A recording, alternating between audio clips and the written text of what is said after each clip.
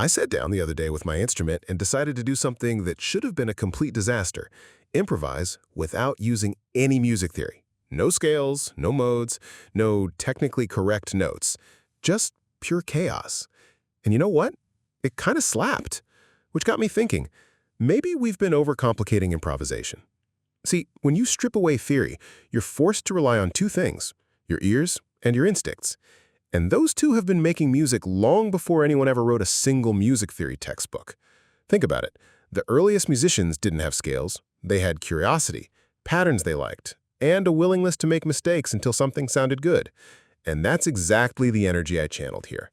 I just started playing. At first, it was rough, notes clashing like two toddlers fighting over a toy.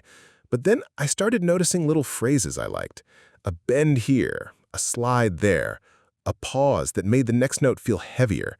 Without theory telling me this is wrong, I could focus on, does this feel right? And the more I played, the more I realized the real key to improvisation isn't rules, it's listening. Now, don't get me wrong, theory is insanely useful. If you want to improvise like Coltrane or Herbie Hancock, you need to understand the language of music. But here's the thing, theory can sometimes be a crutch. It can make you scared to experiment outside the box. And the box is safe, but it's also boring. By ditching theory for a session, I stumbled into ideas I never would have thought of if I was worried about, is this in the scale? I accidentally played a note that was technically wrong, but because of how I phrased it, it sounded gritty and intentional.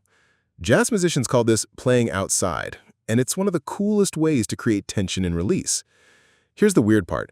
When I listened back to my recording, some of my favorite moments weren't the correct ones. They were the little accidents, the micro mistakes that added character. Those are the moments that make music feel alive. And honestly, that's something you can't teach. You have to discover it. So if you've been stuck improvising the same predictable licks over and over, try this. For one day, ditch the theory. Play like you have no idea what a scale is. Focus entirely on what feels good. Let your fingers wander. React to what you hear, not what you know. You'll probably make a ton of ugly sounds, but buried in that chaos will be moments of pure magic you couldn't have scripted. Then, here's the real secret.